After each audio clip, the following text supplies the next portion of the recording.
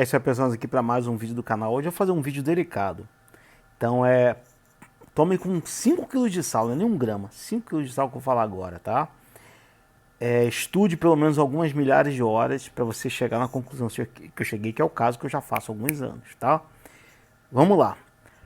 Eu tenho um grande arrependimento, tá?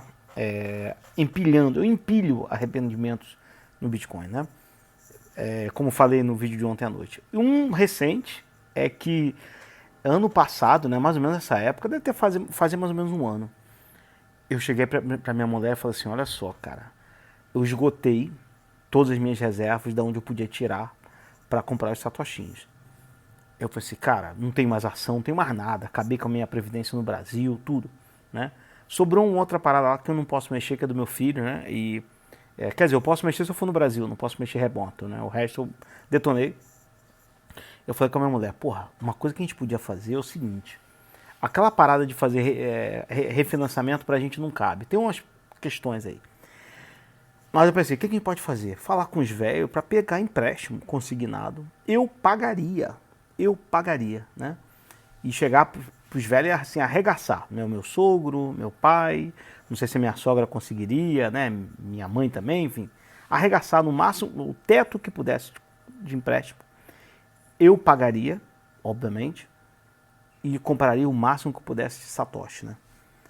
Eu relutei, eu falei com a minha mulher, o que você acha? Eu falei com ela ficou assim. Ela sabia, ela conhece, né? Ela nunca investiu, tal, mas ela já viu o que eu faço, tá? Já anda, ela entende. Ela falou, pode ser, mas eu fico com medo. Eu falei, eu tenho muito medo, né? De falar isso para os velhos. Porque eles podem achar, um velho que não conhece Bitcoin, ele pode achar o quê? Porra, meu filho entra num esquema de pirâmide, um culto, alguma coisa assim, né? E eu pensei bem, falei, cara, deixa pra lá. Eu falei com ela, eu sei que eu vou me arrepender daqui a mais ou menos alguns meses, porque já tinha, obviamente, tinha já tinha empilhado o que ia acontecer, né? Abril e maio estava já programado o halving. E já tinha acontecido a comunicação, se eu não me engano, do ETF, né? Havia primeiro rumores do ETF, aqueles rumores, sabe? Vazou um documento da BlackRock, não sei o quê. Aí, se eu não me engano, foi em agosto ou setembro que eles deram entrada. Aí ficaram enrolando. Você lembra dessa história? Então, antes disso, antes de vazar esses primeiros rumores mais fortes, eu falei, cara, vai bombar ano que vem. De fato bombou, gente. Olha aí quanto que estava esse ano passado, estava 22 mil, 23 mil, agora tá tudo bem, 58, aqui esteja 54. Porra, é o dobro, né, cara? Mais que o dobro, né? Em dólar, lembre-se disso, que o dólar naquela época o real estava mais valorizado, né? Eu pensei, pô, vale a pena, cara, não sei o que, eu fiquei pensando assim e tal, acabei deixando pra lá. Então, gente, podia ter dado errado, mas eu acho difícil, porque obviamente eu já sabia que o hype que ia ter esse ano ia ser muito alto, e mesmo que eu tivesse que liquidar parte do que eu comprei, eu teria tido condições de efetuar essa negociação, teria sido lucrativo para mim, e eu não teria ferrado nem meus pais e nem meus sogros, né? Mas eu relutei por quê? Primeiro de tudo, eu não tenho ninguém lá no Brasil, né, para poder levantar uma questão e falar, não, cara, ele tá certo, porque eu não tinha nenhum bitcoinheiro. Meu irmão tá quase lá, tá começando já a comprar aos poucos, o que é bom. Então, numa eventualidade futura disso, né, em meus pais estando vivos e podendo acessar o tipo de crédito desse, eu acho que ele vai ser um voto a favor, né? Não só ele, como também a esposa dele, o filho dele que hoje é pequeno, eles vão crescer vendo o patrimônio deles multiplicando, porque eles fazem compras constantes, né? Então é bem provável que ele veja o que? O crescimento do patrimônio. Vai ter um momento, obviamente, que vai ter um crash e tal, mas como faz aquele DCAzinho maroto, né? Se expõe ao dólar, porque o Bitcoin é cotado em dólar, e se expõe também ao Bitcoin, né? Não que ele guarde dólar, mas está entendendo. Da mesma forma, o meu cunhado, que eu estou também aos poucos tentando mostrar para ele a importância, né? Pelo menos de juntar alguma coisa, não precisa ser em Bitcoin, né? Mas juntar alguma coisa e tal. Aí fica, não, tô cansado, não tem tempo, sabe? Eu tive essa desculpa também por anos, então não posso julgar ninguém, tá? Então, a primeira coisa que eu acho que é necessário, primeiro, estude algumas milhares de horas, não é centenas, não, milhares de horas, para você estar certo das apostas que você faz. Sempre aposta. Eu podia ter feito e podia ter caído. E aí, né, tem um Black Swan esse ano. E aí? Eu ia pagar o empréstimo, ia ter meios de pagar, mas eu ia ficar vendo lá que aí Satoshi e falar, putz, me custou caro esse Satoshi, hein? Que otário, né?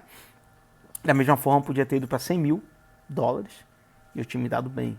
E aí o empilhamento, né, de arrependimento seria maior, né? Enfim, mas assim, se você tem meios se sua família tem meios, minha família não tem meios, seria empréstimo consignado de aposentado, né? Mas se a sua família tem meios e você prevê que no próximo crash, no próximo bear market, você talvez precise da ajuda deles, não só para você, mas para construir uma riqueza familiar, né? Uma dinastia, né? Talvez o mais inteligente a fazer é não ir direto nos velhos, e sim você montar assim como as dinastias fazem, né, a família Habsburgo e tal, você cria uma estrutura onde todos pensam, né, no conjunto ali, tipo, na nossa família e tal, e você começa a convencer os seus irmãos, os seus cunhados, do que pode acontecer se eles começarem a salvar em Bitcoin. E contra o que acontece se deixar tudo no real, né, ou mesmo em dólar, né? Então acho que vale a pena você começar, antes de você pensar em fazer coisas mirabolantes, você começar a mostrar às pessoas que são mais jovens e são mais abertas como funcionam as coisas. Porque quando chegar a hora de talvez você precisar que o seu pai ou seu avô ou seu sogro faça uma loucura e confie em você, você vai ter um apoio ao seu lado. Não é só você falando um monte de coisa, parecendo que você virou um fanático religioso. Não. Se você tem a lógica do seu lado, um histórico, né, e a segurança, e você ainda tem pessoas aliadas, de confiança dessas pessoas também, consoante, que você ou eu não sei agora, consoante, né, quando a pessoa está falando a mesma coisa que você, ajuda muito, porque entenda, se coloca no caso do meu sogro, do meu pai, eu não procurei eles, tá? Não procurei, mas se eu procuro sozinho, sem meu irmão ser a favor, ou sem meu cunhado, sem nenhum dos cunhados serem a favor, entendeu? Você criaria uma praça de guerra, né? Agora, se parte da família já tem noção e a outra parte da família vê que aqueles que salvam Bitcoin têm um destaque financeiro melhor do que aqueles que não salvam, as pessoas que não têm vão falar, pô, não, realmente, vale a pena, empresta assim e tal, porque vai ajudar todos nós, mesmo que eu não, né? A pessoa que não é diretamente beneficiada porque não investe, ela ou não salva, né? Ou não poupa, ela pode ser beneficiada por alguma coisa, digamos, morre um cunhado meu, porra, tu vai deixar seu sobrinho passar fome, cara? Tu pode até não adotar como filho e tal, mas tu vai deixar uma pessoa que tem uma ligação sanguínea contigo morrer de fome ou, sei lá, passar necessidade? Não vai. Então é óbvio que mesmo aqueles que não são diretamente afetados, eles podem ser beneficiados, né? Então é de interesse de todos. É aquela coisa, né, de um consenso social, mais ou menos que eu falo de uma tribo bitcoinheira, mas nesse caso será um laço mais interno.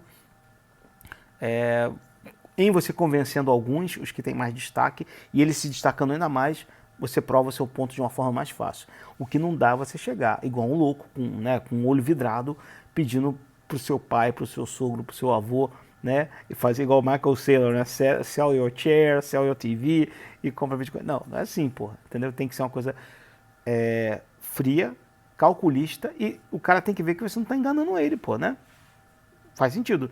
Imagina você com 80 anos e daqui uns anos o seu filho ou o seu neto vem trazendo uma coisa mirabolante que você não entende e querendo que você desfaça de tudo que você tem, que você pegue um empréstimo de altíssimo valor, de altíssima monta, que vai ficar no teu nome. Por mais que ele diga que vai pagar, vai ficar no teu nome. E aí, você toparia?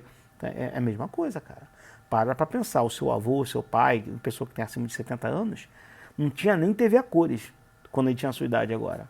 Então é difícil você querer que ele entenda o que é uma propriedade digital, etc. E tal. Apesar de hoje em dia nós sabermos que a propriedade física não existe, porque tem que pagar IPTU, tem que pagar seguro, tem que pagar não sei o que, sei lá. Na verdade, não existe propriedade. E se a pessoa morrer, for passar para os familiares, né, para os filhos e netos, vai ter que pagar 25%, não sei quantos por cento de imposto, né, de herança, não sei o que, venda, né, e se for vender ganho de capital, enfim, vocês estão entendendo os velhinhos não sabem, eles acham que o imóvel é seguro, a gente sabe que não é, né? Obviamente, não entender do Bitcoin, você comprar, você queima a mão e pode morrer, né? Como já disse o Renato, eu concordo 100%. Então, de novo, é um arrependimento que eu empilhei, mais um, só que eu tenho aí o álibi de realmente ser complicado, mas eu estou trabalhando nisso, que é educando meu irmão e meu cunhado, para que eles tenham noção de que quando uma situação dessa acontecer, a gente pode se juntar, montar uma multisig da família e cada um, né, chegar junto, pagando, tipo, por exemplo, pagar, aquele negócio de defunto lá, qual é o nome? Pagar jazigo. As famílias não se unem para pagar um jazigo? Mesma coisa, entendeu? Ou para pagar alguma coisa do terreno de um parente em comum, de uma avó, de um bisavó, entendeu? É isso. Tentar buscar um consenso familiar e não demonstrar-se como um louco ou o que é passar perna no seu patriarca lá, ou na sua matriarca. Beleza? Espero que ajude esse vídeo aí, mas vai aos poucos, vai planejando o caminho para que a sua família tenha o melhor no futuro. Beleza? Mas é isso aí, valeu.